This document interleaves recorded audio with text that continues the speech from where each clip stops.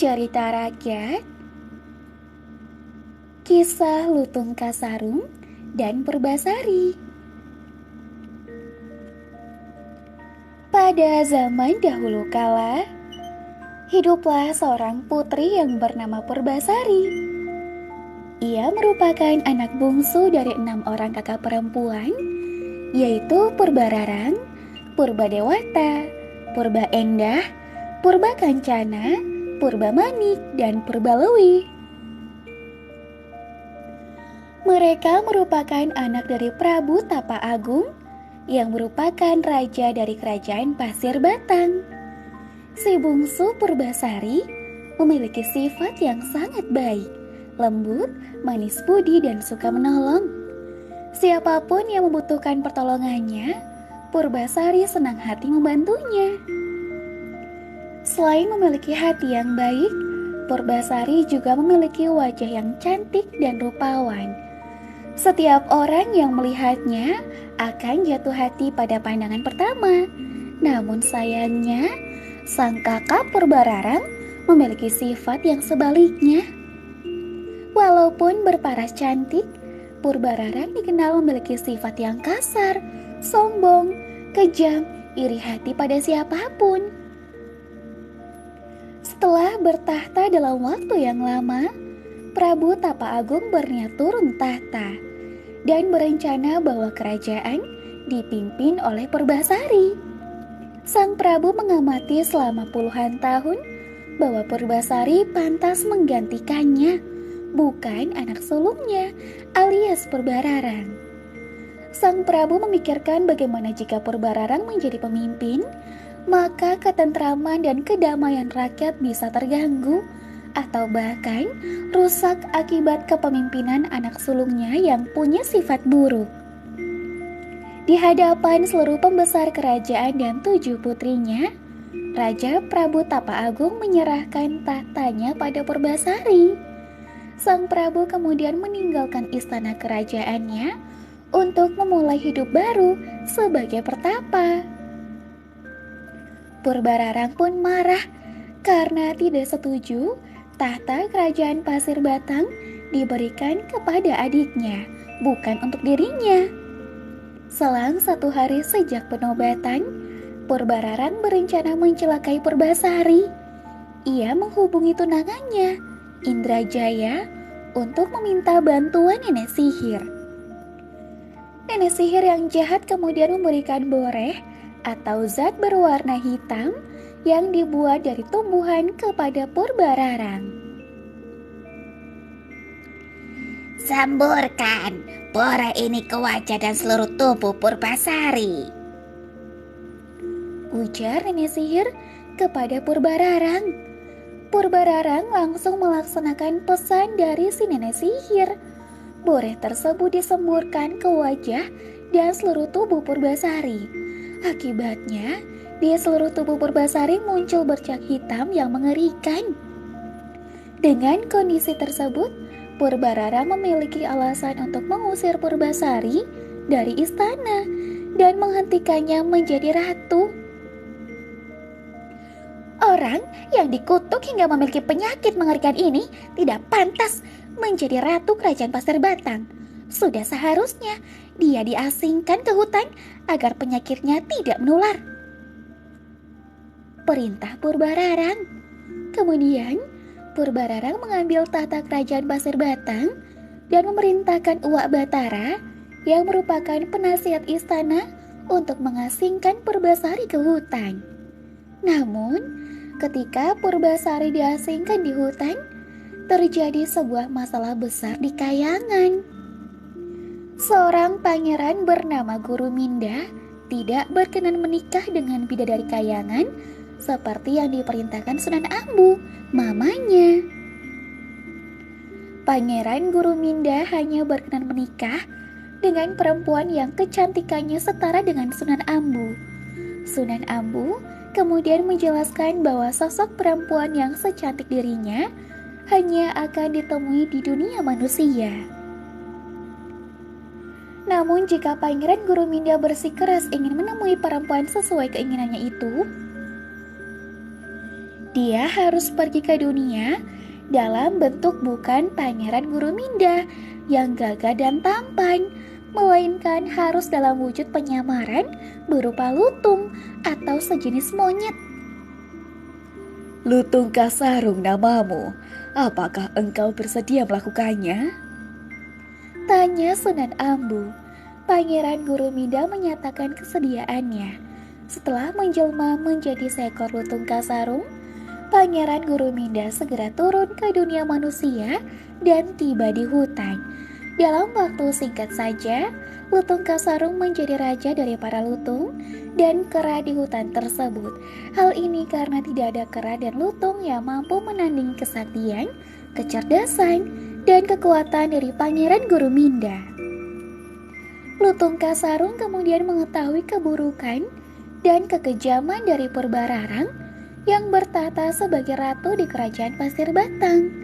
Lutung kasarung kemudian ingin memberi pelajaran kepada Purbararang yang kejam tersebut. Maka saat ia mendengar rencana Purbararang yang ingin mencari hewan kurban di hutan, Lutung kasarung membiarkan dirinya ditangkap oleh pengawal Purbararang. Sebelum dijadikan hewan kurban, Lutung kasarung tiba-tiba mengamuk dan menimbulkan kerusakan di istana Pasir Batang.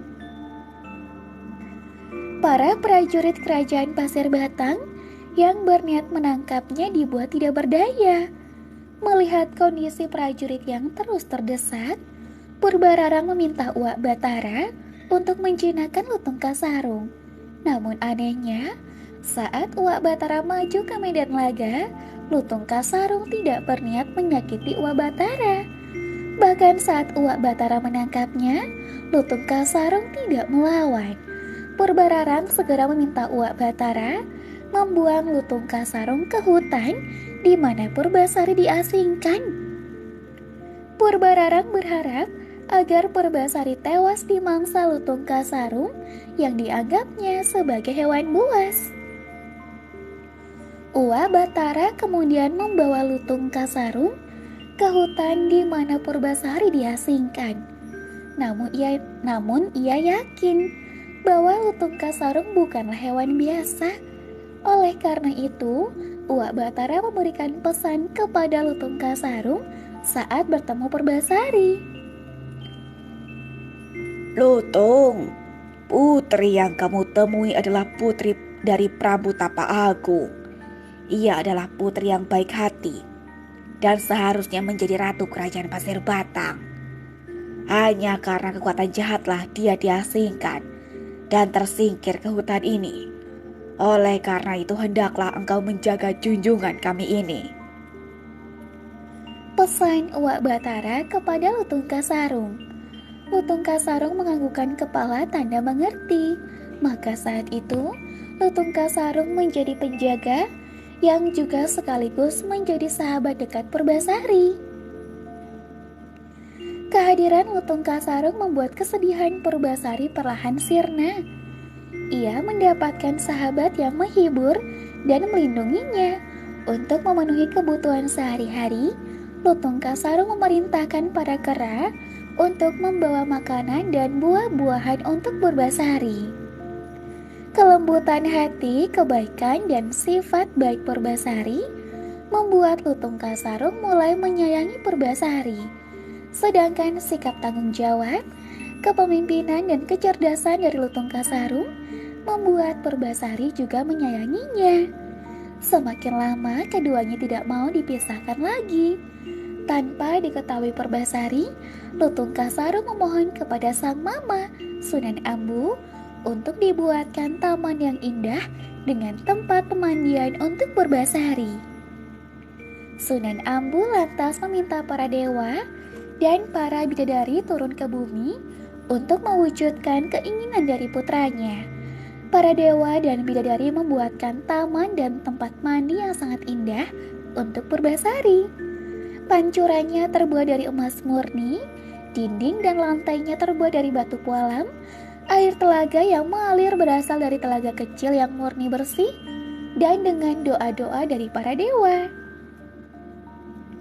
Para dewa dan bidadari tersebut menyebut taman yang indah itu Jamban Salaka.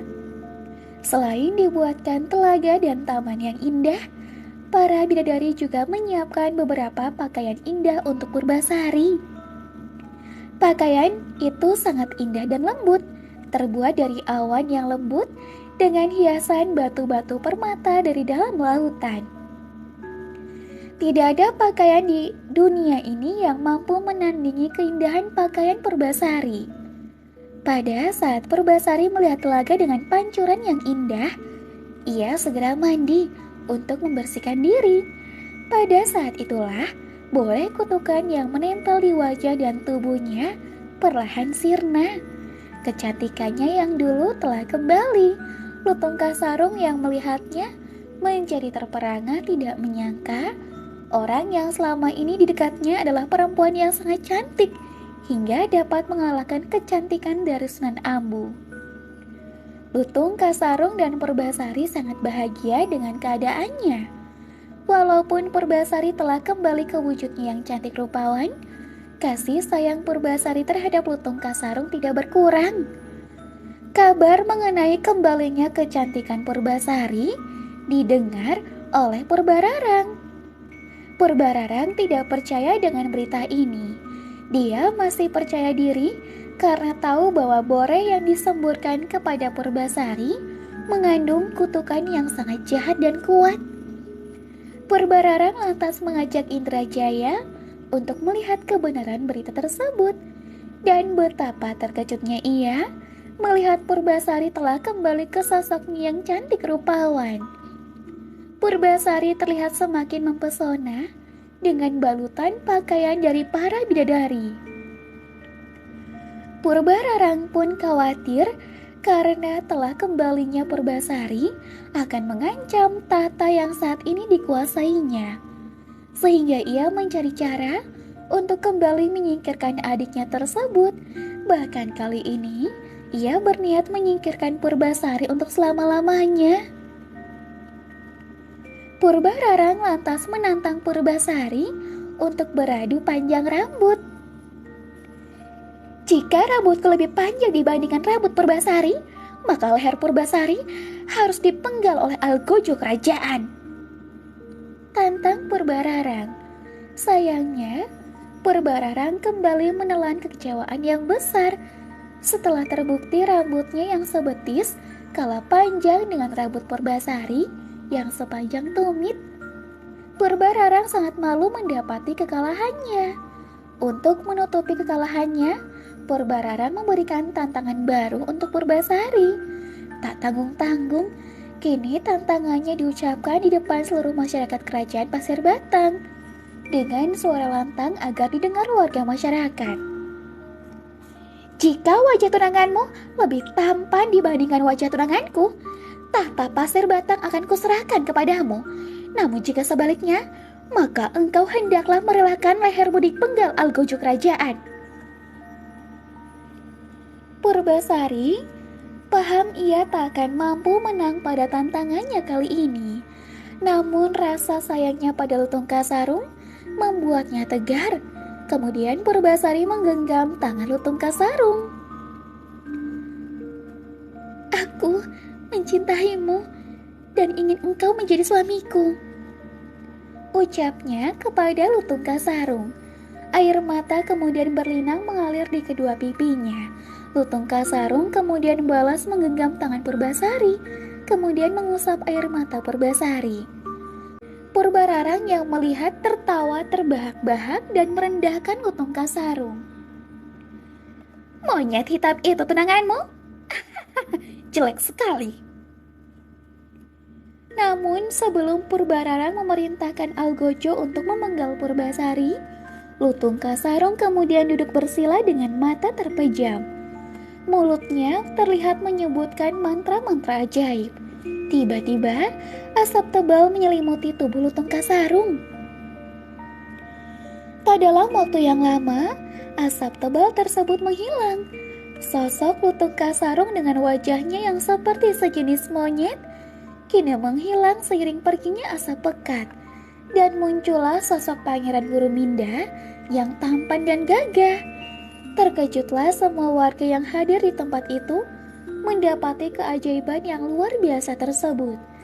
Betapa tampannya Pangeran Guruminda, bahkan sangat jauh melebihi ketampanan Indrajaya, tunangan dari Purbararang.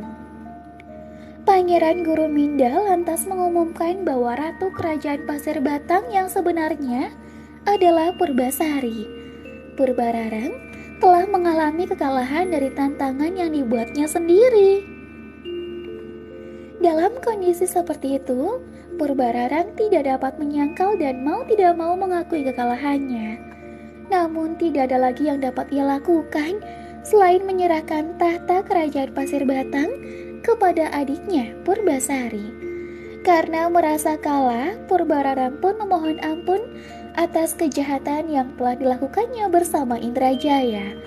Karena memiliki hati yang baik, Purbasari memaafkan kesalahan kakak sulungnya tersebut. Sejak saat itu, Purbasari kembali bertahta sebagai ratu. Semua rakyat sangat bergembira menyambut ratu yang baru, dan sekaligus terlepas dari belenggu pemerintahan Purbararang yang jahat. Mereka kemudian semakin berbahagia mengetahui bahwa ratu mereka Purbasari menikah dengan Pangeran Guruminda. Purbasari dan Pangeran Guruminda pun hidup bahagia selamanya.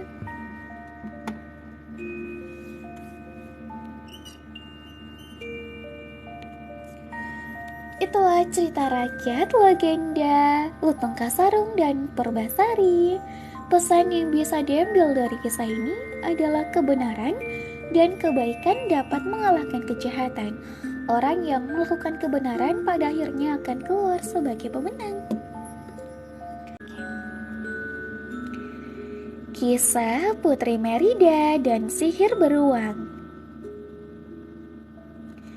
Pada zaman dahulu, King Fergus dan Ratu Elinor memerintah di kerajaan Dunbridge di Skotlandia. Mereka memiliki 3 anak laki-laki kembar dan 1 orang putri yang cantik bernama Putri Merida. Keempat anak itu nakal. Ratu Elinor mencoba mengajari Merida bagaimana berperilaku seperti putri yang sempurna. Tapi Merida lebih suka menyelinap pergi dari istana untuk berlatih dengan busur dan anak panahnya. Dia adalah pemanah yang sangat ahli. Pada suatu malam, Ratu Elinor mengumumkan bahwa 3 klan akan datang berkunjung. Masing-masing klan membawa seorang pangeran untuk melamar Merida. Merida merasa takut dan ia berkata, "Aku tidak mau, Bu." Merida sangat cemas. Para pelamar tiba sesuai rencana. Merida duduk menunggu di atas tahtanya untuk mengikuti kontes panahan. Dia tahu dalam hal memanah dia lebih mahir dari ketiga pangeran yang melamarnya. Setelah semua pelamar melepaskan tembakan panah mereka, Merida berjalan ke tengah arena. Ratu berteriak agar Merida berhenti, tapi Merida tidak mendengarkan. Dia melepaskan anak panahnya dan meluncur tepat pada inti sasaran. Dia mengalahkan semua pelamar. Sekarang dia tidak perlu menikahi siapapun. Ratu Elinor sangat marah pada Merida karena telah merusak kontes. Dia memperingatkan bahwa hal-hal perlu diatur dengan benar. "Pernikahan itu adalah apa yang ibu inginkan, bukan aku, Bu." Kemudian dia menyobek permadani yang menggambarkan keluarganya dan melarikan diri. Merida melarikan diri jauh ke dalam hutan, tempat makhluk biru misterius membawanya ke sebuah pondok. Di dalam dia berjumpa dengan seorang penyihir. Merida meminta si penyihir untuk mengubah ibunya. Penyihir itu memberi Merida sebuah kue mantra. Kembali ke kastil, Merida menunjukkan kue itu kepada ibunya. Dia melihat dengan seksama saat ibunya menggigit kue itu. Awalnya tidak ada yang terjadi, tapi kemudian ibunya mulai merasa mual. Merida membantu ibunya tidur. Hal berikutnya yang Merida ketahui, Satu sosok besar berbulu bangkit dari spray. Kue penyihir telah mengubah Elinor menjadi beruang yang sangat besar. Khawatir ibunya dalam bahaya, Putri Merida membawa ibunya menyelinap keluar dari istana.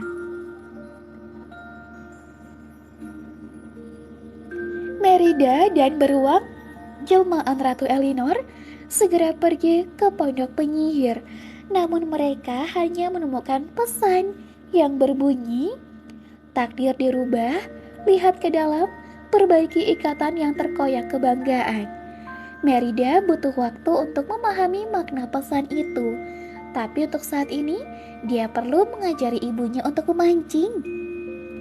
Merida menyadari bahwa untuk memperbaiki ikatan dan mematahkan mantra itu, dia harus memperbaiki permadani yang telah dia robek. Setelah menyelinap ke kastil, Merida dan ibunya ditemukan oleh King Fergus, ayah Merida. Menyangka Merida dalam bahaya, raja menarik pedangnya. "Bukan, ayah. Ini tidak seperti yang ayah lihat." Namun raja tidak mau mendengarkan. Dia menebas beruang itu yang memukul balik, menjatuhkannya ke tanah. Suara itu menarik para bangsawan dan anak-anak mereka yang berkunjung. Ketakutan, beruang Elinor berlari dari kastil. Merida mengambil jarum, benang, dan permadani kemudian melompat naik ke atas kudanya. Dia juga membawa saudara laki-lakinya. Mereka telah memakan kue mantra itu dan berubah menjadi anak-anak beruang. Merida menjahit permadani yang dirobeknya saat mereka melarikan diri menyelamatkan ibu mereka. Ketika Merida tiba, dia menyelimutkan permadani yang sudah diperbaiki di atas ibunya. "Aku ingin kau kembali, Bu. Maafkan aku, Bu. Aku sangat menyayangimu, Bu." Raja Fergus kaget saat menyadari beruang itu adalah istri tercintanya. Merida merasa tangan ibunya menyisir rambutnya. Mantra itu telah musnah. Ratu Elinor sudah menjadi manusia kembali. 3 adiknya yang kembar juga sudah berubah menjadi manusia. Ratu tersenyum pada Merida. Sejak saat itu, Merida bisa menjadi putri dan menjadi dirinya sendiri. Cerita rakyat Provinsi Jawa Tengah, kisah Roro Mendut. Pada zaman dahulu, di pesisir pantai utara Pulau Jawa, tepatnya di daerah Pati, Jawa Tengah, tersebutlah sebuah desa nelayan bernama Teluk Cikal. Desa itu termasuk ke dalam wilayah Kadipaten Pati yang diperintah oleh Adipati Pragolo II. Kadipaten Pati sendiri merupakan salah satu wilayah taklukan dari Kesultanan Mataram yang dipimpin oleh Sultan Agung. Di Teluk Cikal, hiduplah seorang gadis anak nelayan bernama Roro Mendut. Ia seorang gadis yang cantik dan rupawan. Roro Mendut juga dikenal sebagai seorang gadis yang teguh pendirian. Ia tidak sungkan-sungkan menolak para lelaki yang datang melamarnya, sebab ia sudah memiliki calon suami, yakni seorang pemuda desa yang tampan bernama Prana Citra, putra Nyai Singa Barong, seorang saudagar kaya raya. Pada suatu hari, berita tentang kecantikan dan kemolekan Roro Mendut terdengar oleh Adipati Pragolo II. Penguasa Kadipaten Pati itu pun bermaksud menjadikannya sebagai selir. Sudah berkali-kali ia membujuknya, namun Roro Mendut tetap menolak. Merasa dikecewakan, Adipati Pragolo II mengutus beberapa pengawalnya untuk menculik Roro Mendut. Hari itu, ketika Roro Mendut sedang asik menjemur ikan di pantai sorang diri, datanglah utusan Adipati Pragolo. "Ayo gadis cantik, ikut kami ke keraton." seru para pengawal itu sambil menarik kedua tangan Roro Mendut dengan kasar. "Lepaskan aku! Aku tidak mau menjadi selir Adipati Pragolo. Aku sudah punya kekasih!" teriak Roro Mendut sambil meronta-ronta. Para pengawal itu tidak peduli dengan rengekan Roro Mendut. Mereka terus menyeret gadis itu naik ke kuda, lalu membawanya ke keraton. Sebagai calon selir, Roro Mendut dipingit di dalam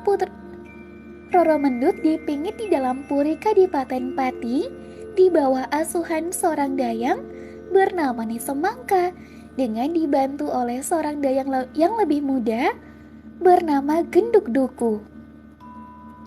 Sementara Roro Mendut dalam masa pingitan, di Kadipaten Pati sedang terjadi gejolak. Sultan Agung menuding Adipati Pragolo II sebagai pemberontak karena tidak mau membayar upeti kepada Kesultanan Mataram. Sultan Agung pun memimpin langsung penyerangan ke Kadipaten Pati. Sultan Agung tidak mampu melukai Adipati Pragolo karena penguasa Pati itu memakai kere wajah atau baju zirah yang tidak mempan senjata apapun.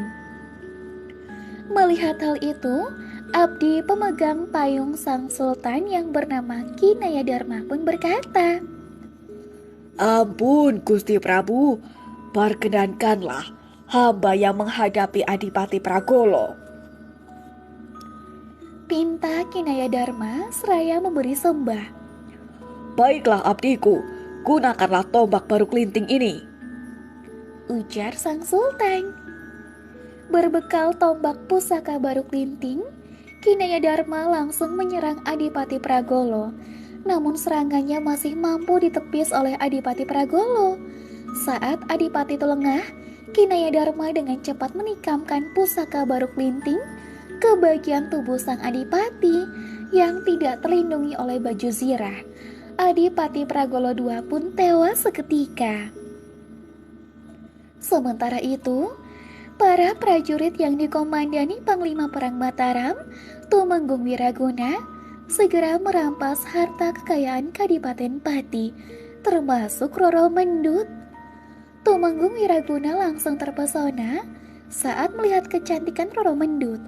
Ia pun memboyong Roro Mendut ke Mataram untuk dijadikan selirnya.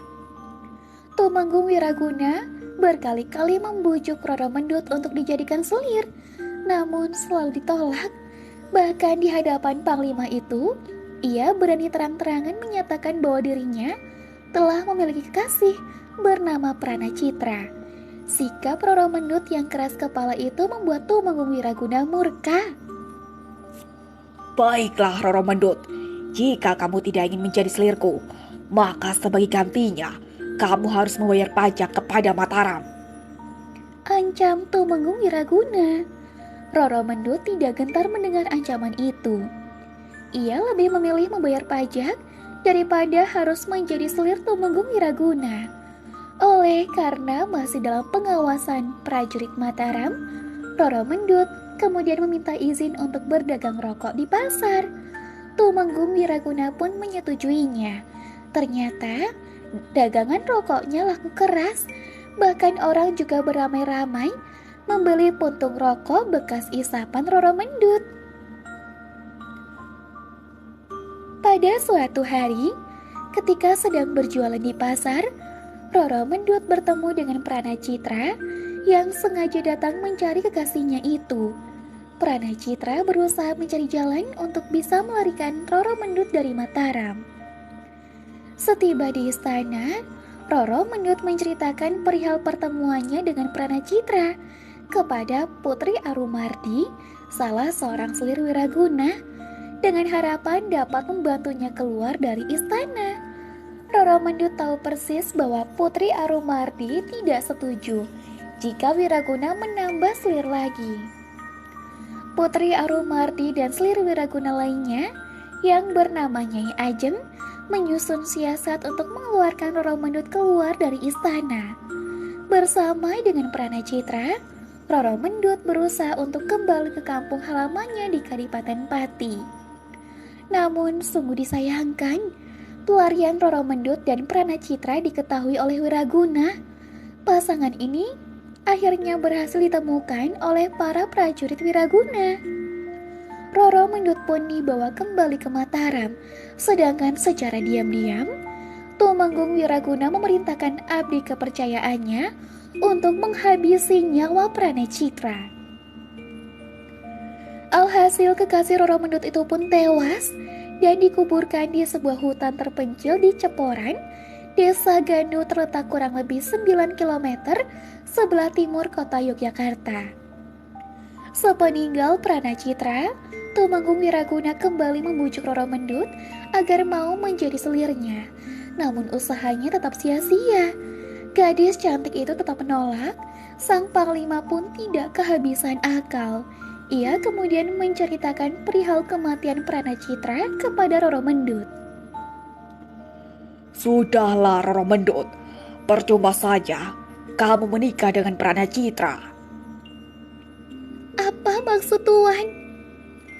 Pemuda yang kamu kasih itu sudah tidak ada lagi. Kanda, Pranacitra sudah tidak ada. Itu tidak mungkin. Aku baru saja bertemu dengannya kemarin. Jika kamu tidak percaya, ikutlah bersamaku. Akan kutunjukkan kuburannya. Roro Mendut pun menurut untuk membuktikan perkataan Tumenggung Wiraguna. Betapa terkejutnya Roro Mendut begitu sampai di tempat Pranacitra dikuburkan. Ia berteriak histeris di hadapan makam kekasihnya. Sudahlah Mendut, tak ada lagi gunanya meratapi orang yang sudah mati. Ayo, kita tinggalkan tempat ini. Roro Mendut pun bangkit lalu mengikuti Tumenggung Wiraguna sambil terus menangis. Belum jauh mereka meninggalkan tempat pemakaman itu, Roro Mendut pun murka dan mengancam akan melaporkan perbuatan Wiraguna kepada Raja Mataram, Sultan Agung. Tuan, jahat sekali. Perbuatan Tuan akan kulaporkan kepada Raja Mataram agar mendapat hukuman yang setimpal. Ancam Roro Mendut. Seketika Tumenggung Wiraguna menjadi sangat marah. Ia kemudian menarik tangan Roro Mendut untuk dibawa pulang ke rumahnya. Namun gadis itu menolak dan meronta-ronta untuk melepaskan diri. Begitu tangannya terlepas, ia menarik keris milik Tumenggung Wiraguna yang terselip di pinggangnya. Roro Mendut kemudian berlari menuju makam kekasihnya. Panglima itu pun berusaha mengejarnya. Setiba di makam Pranacitra, Roro Mendut bermaksud untuk bunuh diri. Jangan Mendut, jangan lakukan itu, teriak Tumenggung Wiraguna yang baru saja sampai. Namun semuanya sudah terlambat. Roro Mendut telah menikam perutnya dengan keris yang dibawanya.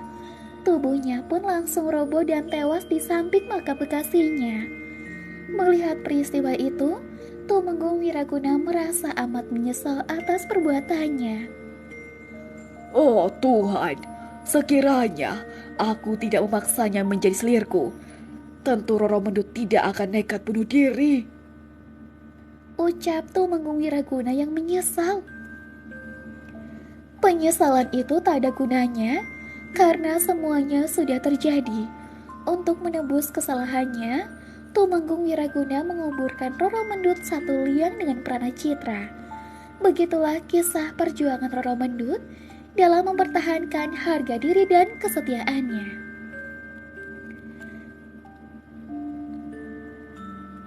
Pesan yang bisa diambil dari kisah Roro Mendut ini adalah bahwa harta, pangkat, dan jabatan bukanlah jaminan untuk mendapatkan cinta sejati seseorang.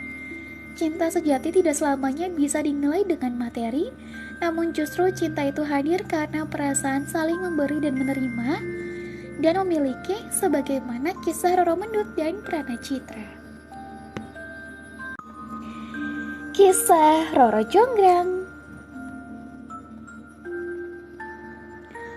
Pada zaman dahulu kala, hiduplah seorang raja dengan wujud raksasa bernama Prabu Baka yang tinggal di kerajaan Baka. Dia adalah raja yang terkenal rakus dan suka memeras rakyatnya. Inilah yang membuat semua orang takut padanya. Prabu Baka juga memiliki seorang pati yang setia bernama Pati Gupala. Suatu hari, Prabu Baka memimpin penyerbuan ke kerajaan Pengging. Hal ini dilakukannya karena ingin menguasai kerajaan makmur dan subur itu. Perang pun tidak terhindarkan. Prabu Baka mengamuk dan memukul mundur pasukan kerajaan Pengging. Putra mahkota kerajaan Pengging yang bernama Bandung Bondowoso marah besar saat tahu kerajaannya diserang tiba-tiba oleh Prabu Baka. Maka Bandung Bondowoso menyiapkan pasukannya dan memimpin serangan balasan. Di tengah pertempuran, Bandung Bondowoso bertemu dengan Prabu Baka.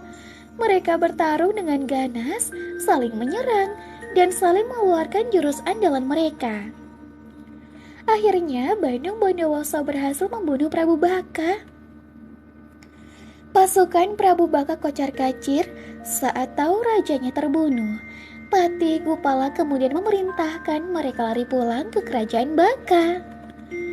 Bandung Bondowoso juga tidak tinggal diam. Bandung Bondowoso dan pasukannya terus mengejar musuh hingga ke kerajaan Baka. Pasukan kerajaan Baka menyerah kalah, sehingga Bandung Bondowoso bisa masuk istana mereka dengan leluasa. Alangkah terkejutnya dia karena bertemu putri yang menawan di dalam istana.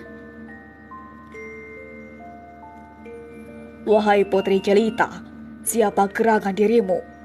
Tanya Bandung Bondowoso pada perempuan itu. Aku adalah putri Prabu Baka. Namaku Roro Jonggrang. Bandung Bondowoso tidak menyangka Prabu Baka yang berwujud raksasa ternyata memiliki putri yang menawan. Inilah yang membuat Bandung Bondowoso langsung jatuh cinta kepada Roro Jonggrang. Bandung Bondowoso pun tidak bisa tidur memikirkan Roro Jonggrang. Akhirnya ia mengutarakan maksud hatinya pada putri itu. Wahai Roro Jonggrang yang jelita, maukah kau menjadi istriku? Jika kau mau, kau dan seluruh rakyatmu akan kumaafkan, kata Bandung Bondowoso. Mendengar pinangan Bandung Bondowoso, Roro Jonggrang menjadi bingung. Dia ingin menyelamatkan rakyatnya, namun dia tidak ingin menikah dengan orang yang telah membunuh orang tuanya. Aku mau menikah denganmu, tapi kamu harus memenuhi persyaratanku. Aku ingin dibuatkan sumur Jalatunda. Bandung Bondowoso menyanggupi syarat Roro Jonggrang. Baiklah, aku sanggup melakukan itu semua, dan aku bisa menikahimu, wahai Putri Jelita. Tanpa banyak membuang waktu, Bandung Bondowoso segera menggali tanah untuk membuat sumur Jalatunda. Hanya dalam waktu singkat, sumur itu sudah jadi. Roro Jonggrang jadi gelisah dan berusaha memikirkan cara untuk menyakiti Bandung Bondowoso. Bagaimana Roro Jonggrang? Apakah sumurnya sesuai dengan keinginanmu? Bandung Bondowoso, maukah kamu masuk ke dalam untuk memeriksa semua itu? Kata Roro Jonggrang sambil tersenyum. Baiklah, aku akan memeriksanya. Bandung Bondowoso segera masuk ke dalam sumur tanpa rasa curiga. Saat Bandung Bondowoso masuk ke dalam sumur, Roro Jonggrang memerintahkan Pati Gupala dan pasukannya untuk menutup sumur itu dengan batu. Bandung Bondowoso tahu kalau dia ditipu dan marah besar. Rupanya dia telah menipuku. Namun dengan kesaktiannya, Bandung Bondowoso berhasil menjebol batu-batu itu dan naik ke atas. Roro Jonggrang pun terkejut karena Bandung Bondowoso masih hidup. Apakah kamu hendak menipuku, Putri? Roro Jonggrang pun hanya tersenyum dan berusaha meredakan amarah Bandung Bondowoso. Ujian pertamamu sudah berhasil. Sekarang tinggal syarat kedua. Bangunlah 1000 candi untukku dalam semalam. Akan ku bangunkan engkau 1000 candi, tapi jangan sampai engkau menipuku lagi.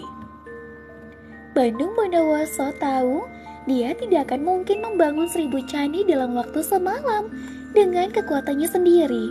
Akhirnya dia memanggil pasukan makhluk halus dan mengarahkan mereka untuk membangun candi. Ribuan makhluk halus datang dari segala penjuru arah dan segera membangun candi-candi itu. Roro Jonggrang mulai gelisah sebab baru tengah malam, namun candi-candi itu sudah mulai berdiri, bahkan tinggal sebuah saja. Bagaimana ini? Candinya sudah hampir selesai, kata Roro Jonggrang dengan cemas. Roro Jonggrang kemudian mendapat akal untuk menggagalkan usaha Bandung Bondowoso. Dia membangunkan seluruh dayang di kerajaannya dan menyuruh mereka menumbuk padi dan membakar jerami. Mendengar suara lesung, ayam-ayam mengira hari telah pagi. Mereka pun berkokok. Pasukan makhluk halus pun mengira hari sudah pagi, sehingga mereka segera berlari meninggalkan tempat itu. Bandung Bondowoso segera pergi ke kerajaan dan melihat para dayang yang menumbuk padi dan membakar jerami. Ia tahu kalau dia ditipu lagi. Kau menipuku lagi, Roro Jonggrang. Aku tak bisa memaafkanmu kali ini. Dia tidak bisa menahan kemarahannya. Bahkan senyum Roro Jonggrang tidak bisa meredam amarahnya. Kukutuk kau menjadi batu untuk menggantikan satu candi yang belum selesai, kata Bandung Bondowoso sambil mengacungkan jari pada Roro Jonggrang. Dalam sekejap, Roro Jonggrang menjadi arca batu. Maka genaplah 1000 candi yang telah dibangun Bandung Bondowoso. Melihat Roro Jonggrang telah berubah menjadi arca, menyesallah Bandung Bondowoso.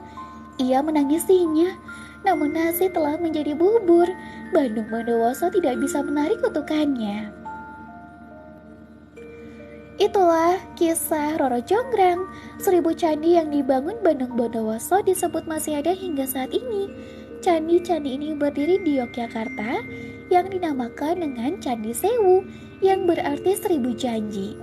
Pesan yang bisa diambil dari kisah ini, untuk berhati-hatilah mengambil keputusan.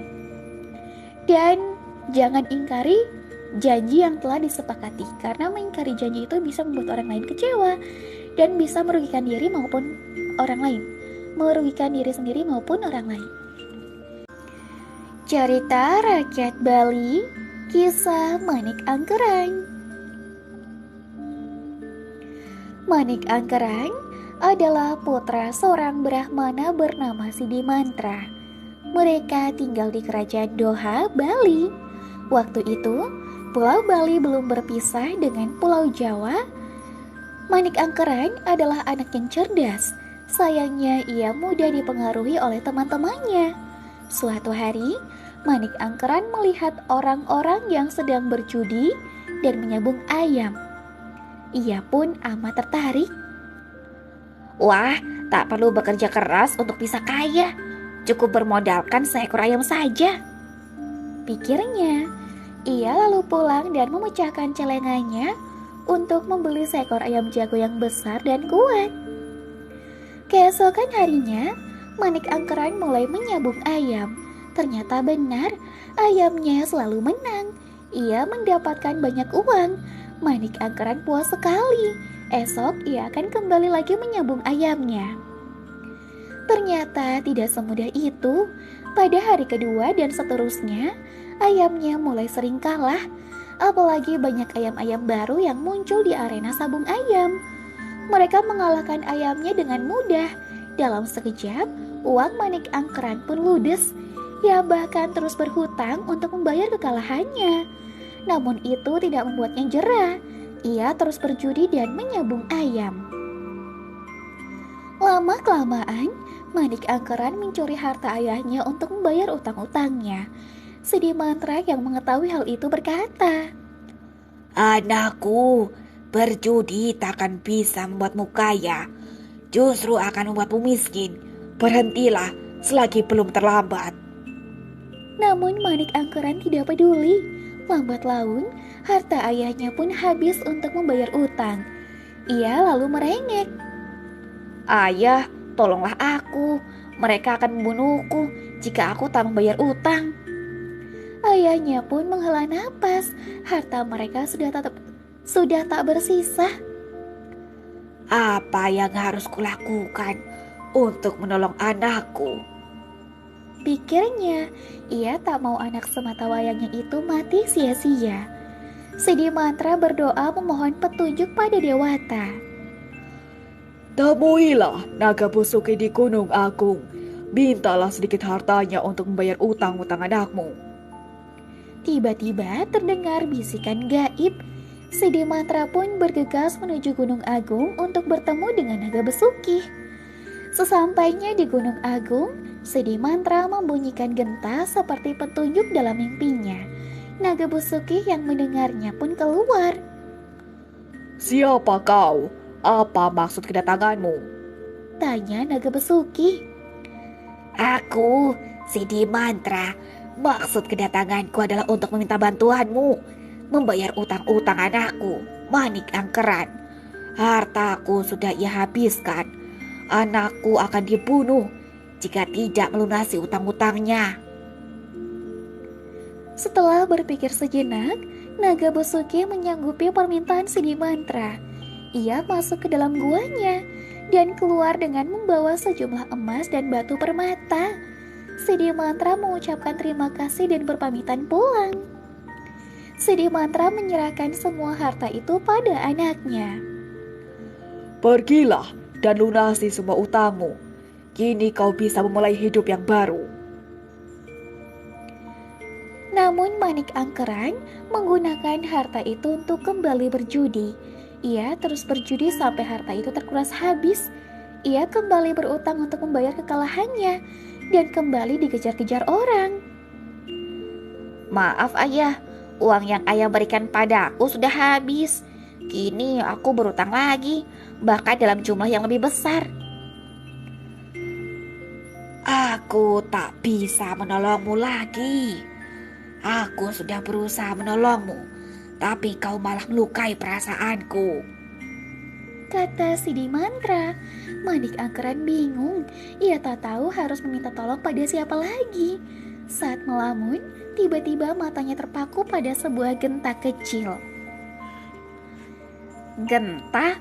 Untuk apa genta ini? Apakah genta ini laku kujual? Tanyanya dalam hati. Manik Angkeran membawa genta itu ke pasar. Di sana ia bertemu dengan temannya dan menunjukkan genta itu. Manik, aku dengar genta ini adalah genta ajaib. Genta ini digunakan untuk memanggil naga Besuki yang tinggal di Gunung Agung. Barangkali ayahmu telah menemui naga Besuki untuk meminta harta, ucap temannya. Benar juga, pasti ayah mendapat harta itu dari naga Besuki, kata Manik Angkeran. Manik Angkeran tak mau menyia-nyiakan kesempatan. Ia segera mendaki Gunung Agung dan membunyikan genta ajaib itu. Naga Besuki menemui Manik Angkeran. Maaf naga Besuki, namaku Manik Angkeran, putra dari Sidi Mantra. Bisakah aku meminta sedikit hartamu lagi untuk melunasi utangku? Banyak sekali utangmu. Tapi baiklah, untuk terakhir kalinya aku akan memberimu sedikit harta.